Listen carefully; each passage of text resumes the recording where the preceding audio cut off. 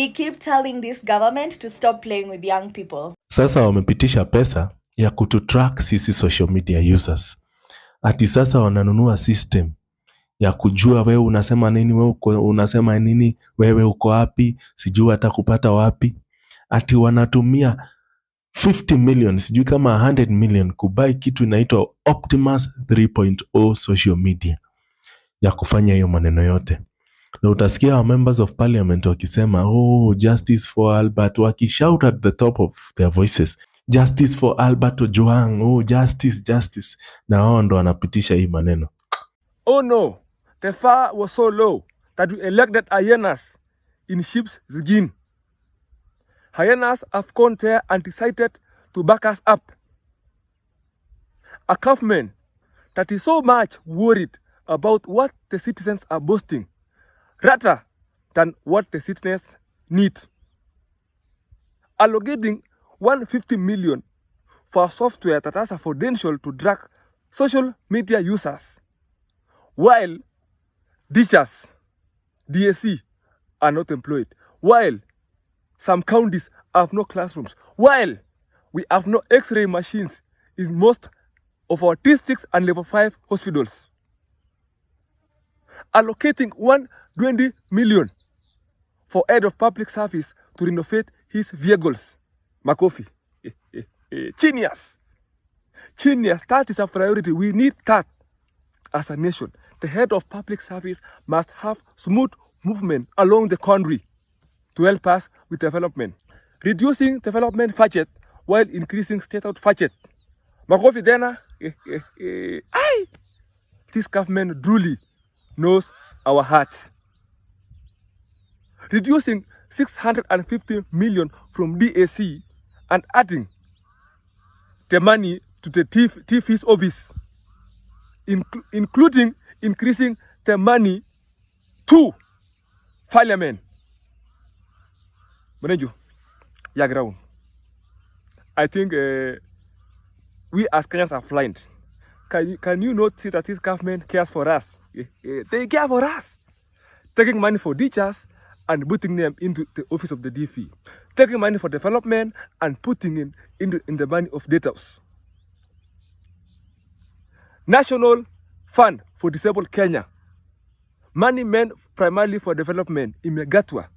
Wakaongeza pesa kwa defense. 213 billion. 13 billion increase. The highest that we have ever seen since independence. They are so afraid of youth on social media. Instead of focusing on development, they are focusing on suppressing the voices of the youth. Makofi. Makofi. Whoever is advising this government deserves a raise. Kumi tena. Those are budgetary allocations that are due to be discussed in Parliament and presented for public participation. Dick. Makofi. So basically what these MPs are saying is that they want to pour in more money to unalive us.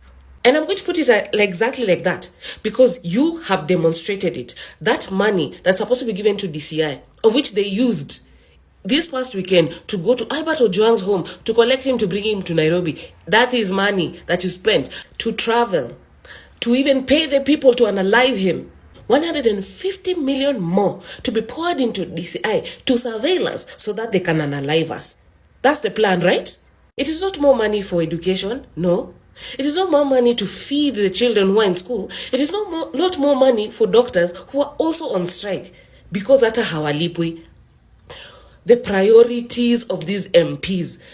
I was listening to Onyonka, enyewe, who are the adults? Your priority is social media? Who cares about the constitution? I mean, what is a constitution to these people, yeah? Freedom of expression? No, they don't care. Illegalities upon illegalities, because that's what they're good at. Mudavadi comes here and tells us, watch what you say on social media. We, as your employers, have watched some of the things you people say on social media, including even Karenyamu, what she had to say. Albert Ojwang kidnapped himself and brought himself all the way to Nairobi. We are watching. And we see, and as your employers, we want you all out. Reject Finance Bill 2025, and we want justice for Albert Ojwang. And the Budget and Appropriations Committee has made recommendations to amend the budget estimates of the National Treasury, raising the expenditure bill for the national government to 2.54 trillion shillings. Now, part of those amendments are an increment of 150 million shillings earmarked for the Directorate of Criminal Investigations, DCI, to procure and service a system with the potential to track social media users in the country. And as Sam Gituku reports, some of those changes have come at a cost, with institutions like the National Fund for the Disabled of Kenya now defunded by up to 400 million shillings. Then it means you're basically playing politics. After weeks consulting with various government departments, the Budget and Appropriations Committee has tabled before the National Assembly what it terms as the final budget estimates for the financial year 2025-2026. The National Police Service could gain up to 1.8 billion shillings to finance additional recurrent expenditure. Out of that, the Office of the Inspector General will receive 800 million shillings more for police operations. The Office of the Deputy IG in charge of administrative police gets 60 million shillings more for operations. And to enhance the work of the Directorate of Criminal Investigations, the Budget Committee is proposing to reallocate a total of 150 million shillings to procure and run an Optimus 3.0 system. To procure Optimus 3.0 equipment, the committee has set aside 50 million shillings. The committee further increasing the recurrent expenditure by 100 million shillings for, quote, DCI Forensic Lab Optimus 3.0 social media, end of quote. Experts saying this has the potential to track social media users in the country, fetching identities of users across different platforms and establishing who is posting what, where, and using what gadgets, traceable through connection data. And while the overall increment of the budget is just 33 billion shillings for the national government, several internal shifts have been approved by the Samatandi-led committee. At the Executive Office of the President, the estimates have been increased to 5.37 billion shillings. This is after increasing the recurrent expenditure by 455 million shillings that has also caused a cut of 550 million shillings from the development plan. As such, capital transfers to the National Fund for the Disabled of Kenya, which is considered development expenditure, has been cut by 400 million shillings. Part of the cut being used to meet a 44 million shilling bill for operations and maintenance that includes replacing, quote, the old fleet of motor vehicles for Chief of Staff and Head of Public Service, end of quote. The Office of the Deputy President has also benefited from a 150 million shilling raise attributed to operating expenses, now hitting 3.07 billion shillings in total estimates. The Ministry of Defence has had its estimates increased by 13 billion shillings, hitting 213 billion shillings in total, the largest budget for the department in history. The committee indicating that the increment comprises 2 billion shillings for recruitment, 5 billion shillings for KDF operations in Somalia, and 6 billion shillings for other security operations. But there are losers too. The Teachers Service Commission is said to lose 570 million shillings in total, with Teachers Capacity Building Vote losing 620 million shillings. University Education is losing 920 million shillings, 405 million shillings reduction for primary education, which includes reduction in capitation, while secondary education is set to lose a net of 4 billion shillings in allocation. That includes a combined 5 billion shilling cut in capitation for secondary and junior school. On your right. The National Assembly is expected to debate the report and, if approved, form the basis for the budget statement by National Treasury Cabinet Secretary this week. Would love to know from Bright, is it possible for a telco to track your location? Good question. So let me start from the last one, moving forward. Telco, there's triangulation and then there's tracking. Those are two different things that we need to understand. If you have this table right now, we have what you call a cellular mast, right? Which are so many times. So whenever you make a phone call, this phone has to ping or connect or talk to and say, hey, I wanted to send this message to Janet. Or however you're going to send it, I don't know. So get to the nearest BTS or base transmission station closest to you for you to receive that. So that must broadcast that message saying your phone number, which is your phone carrier, can actually receive the message. So we need to understand that basics. Right. Even if you subpoena, you have to subpoena a telco first of all to give data about, a triangulation. And triangulation means, that's the reason why it's called triangulation, because it's a triangle saying the person you're looking for is within town, within Westlands, but can't tell you specifically where. The other way of tracking really is, there's some tools that are out there, publicly available tools, open source tools, where if you use such tools, and I've demonstrated this in enough times places, you have to send that link to somebody. That person clicks on allow through the browser. If that person clicks allow, they can give details up to almost 10-15 meters of their location. The person being tracked. The person. So that person will have to necessarily click and allow location for those tools to be able to give. So telco to be able to give exact location is impossible. Really? Oh. Yeah. Contrary to popular belief. That's the thing. They'll triangulate within a range. But there's... Can tell your building. You can tell you're in this building. Can't tell if you're in the building. It can tell that you're in town, but that's the reason why the word triangulation is, because the triangulation is... So you're somewhere within Kimathi Street, between Kimathi Street and Banda Street and Kenyatta Avenue, something like that. The distance is actually very wide. Okay. So you will need much more information to be able to actually get somebody to exactly where they are. But we enable like our GPS, our Google Maps, or your location is great. That's the thing. If your location is on, you have to be able to actually give that out to be able to. So if somebody gets access to your email, then they can find out. There's something called location history. So mostly on Android, even an iPhone, if you have the location history, you can actually find almost exact location. So that is your doing. It's you giving out exactly. We're almost pressed for time, and I know we still want to get through. Browsing incognito, any comment about that? Incognito meaning that you're not giving out your cookies, your browsing data and everything, which is good. So if you're going to websites that you don't want to give out those details and they don't need your cookies, they don't browse. Cookies are supposed to be able to help you make your browsing history much more, have a good experience. So if I'm looking for flights to Ghana or to the Bahamas, I want the best route that I can get for cheaper. So that's what cookies are used for. That when I come back again, it gives me that detail. Okay. It remembers that. Yes. Last time you checked. But also, if the websites know that you're looking for flights to Ghana, sometimes the price can go up because now they're like, he's been searching. You have to be careful.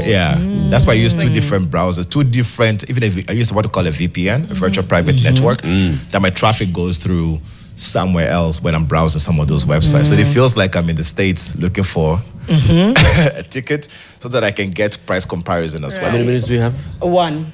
Yes. Okay. What's that VPN thing? VPN is a virtual private network, a program that allows you to be able to have a secure tunnel or browsing connection to any website that you're going to. So it doesn't have details about your exact browsing activity or where you're coming from. Okay. I think you've spoken to this, but we've seen a lot of state targeting people online. How can people stay? I don't know if the word is safe online. How can you? There's online activism, there's digital activism. How can they protect themselves? Share information that you want people to get about you, but if you don't want anybody to get information about you, don't share them.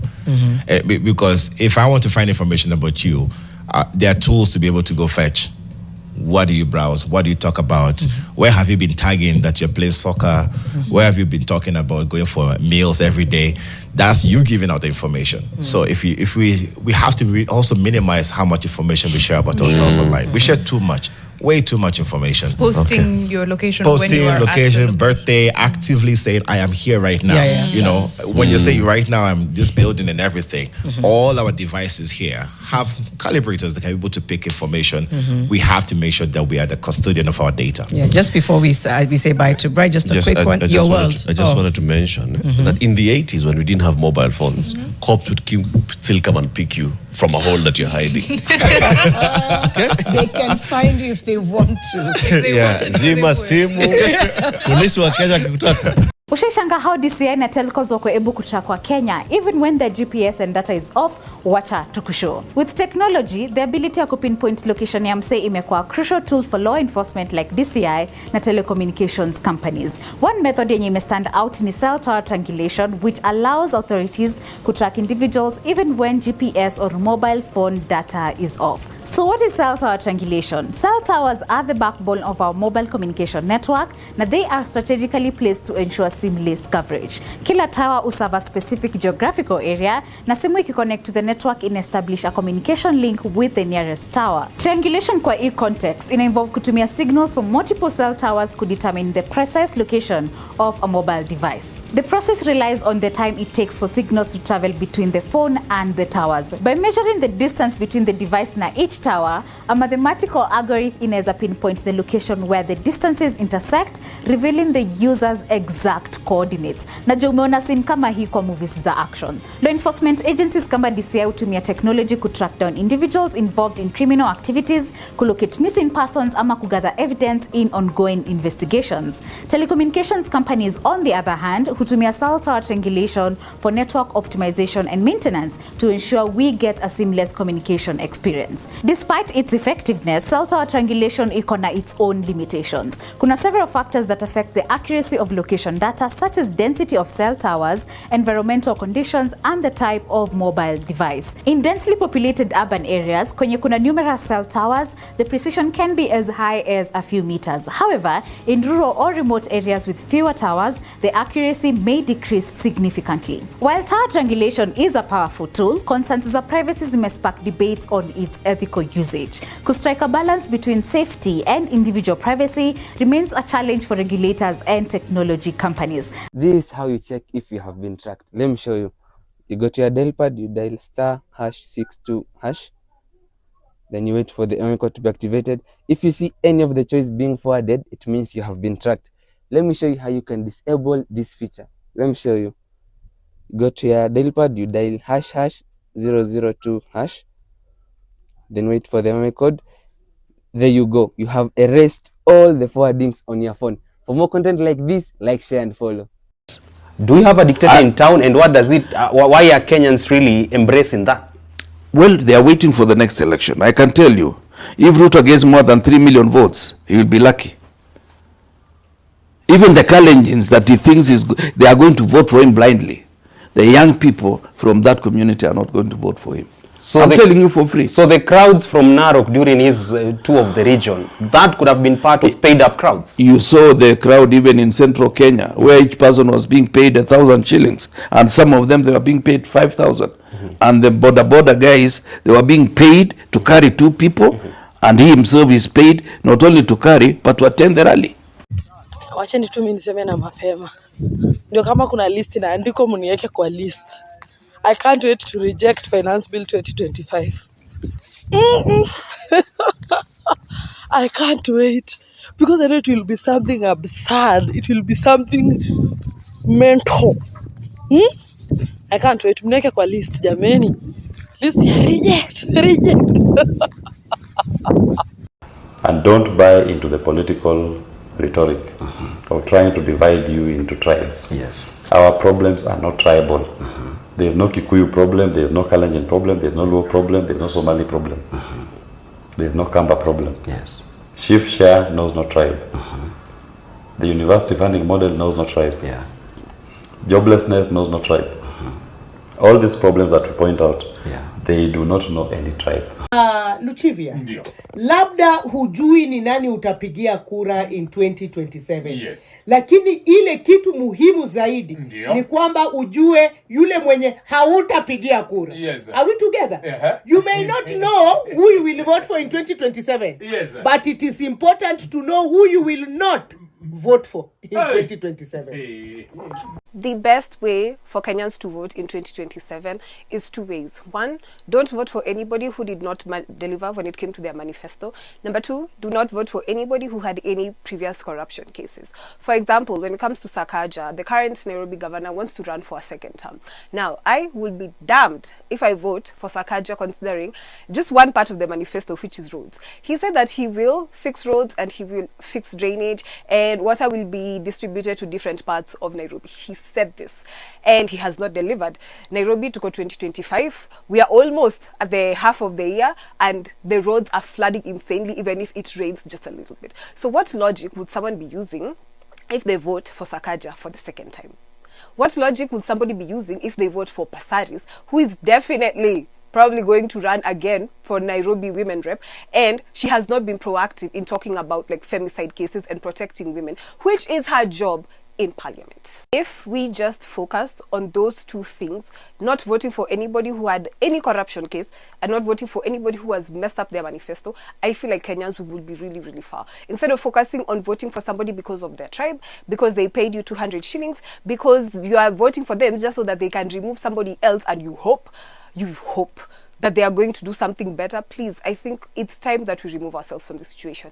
And also to the Kenyan youth, we are the majority. When you look at people who are 35 and under, we are the majority when it comes to the population. By 2027, let's say all of us will be adult status and all of us can get a voter's ID and actually vote. I am really, really, really encouraging people to register to vote when that time comes. Let's not vote for people because of any other reason except those two. Let's be logical this time, please. Like, our lives depend on it. Kwani wewe utakubali upige kura mtu aibe? Wewe kama Mkenya mwenye unateseka as we speak now, utakubali uende upige kura 2027 alafu mtu achukue aongeze rais? Kwa sababu anatuambia kwamba hakuna rais ashawahi kuwa one term president. Sasa wanasema hata kama rais hatapita, watachukua kidogo kidogo kutoka kwa zile zetu waongeze rais apite. Kwani wewe kama Mkenya who are going through a very difficult times as we speak now, are you going to allow people to steal your elections? Kwani tutakuwa wajinga aina gani? Tutakuwa wajinga aina gani turuhusu watu waibe kura zetu yenye tumepiga na venye sisi tunateseka saa hii? Atuwaibe waongeze yule mwingine apate aingie kama rais. Kwani sisi tutakuwa wajinga aina gani? Si wajinga walisha Kenya. Sasa itakuwa aje mtu atuibie kura zetu? Wakiiba itaungua. That is the truth of the matter. No way. That wakiiba, just like his agents have said that, you know, watajaza. The truth of the matter is wametuibia kutosha, wameiba pesa zetu za kutosha, wametuua ya kutosha. If William Ruto survives to the election na ajaribu kuiba, itaungua. And that's the truth of the matter. 2027, at the tallying center at the ward level, we will have Gen Z representatives to count the votes and to announce the votes. Alafu tutaungana kama Gen Z, kama ni Nairobi County, kuna Gen Z wa kule Githurai, Gen Z wa Kangemi, atatuambia ni ngapi na tutajua ni votes ngapi za rais zimepigwa katika Nairobi County, na tutafanya hivyo katika Kakamega County, tutafanya hivyo katika Bungoma County. Hamna haja na magavana, MCA, mnataka zile za rais peke yake. Lazima rais ametuchosha bana, lazima kwenda nyumbani. One time. Sasa nini? Ground. Hatuongea. Sawa. Hivi venye nanawa hivi. Ndo nanawa Ruto. Nimenawa Ruto kabisa. Nimenawa Ruto. Ruto Kasongo nimekunawa. My people, unaingia kuiva alafu unaletewa one time kama chesa. Mulisema hamutaki kuchelewa in anything. Well, like Kenyans, you never disappoint. And this is the reason as to why I just love my country, Kenya. Munakuanga macho na munakuanga sete in anything. Anyway, Aluta, the struggle continues. We have to drain the swamps.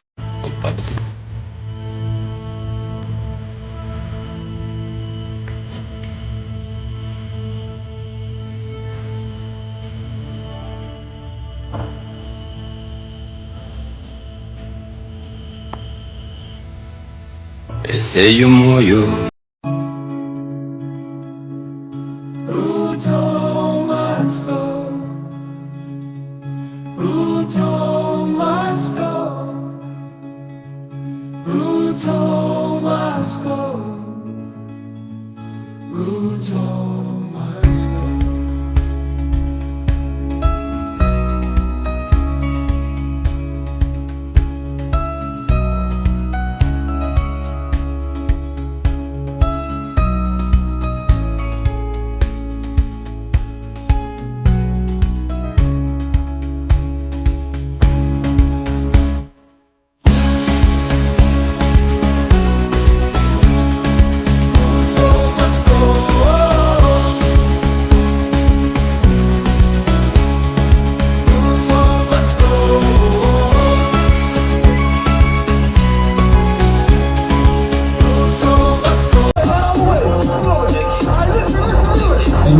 Enyewe, Ruto must go. Enyewe, Ruto must go. By the way, Ruto must go. Enyewe, Ruto must go. Wash fire, Ruto must go. Enyewe, Ruto must go. By the way, Ruto must go.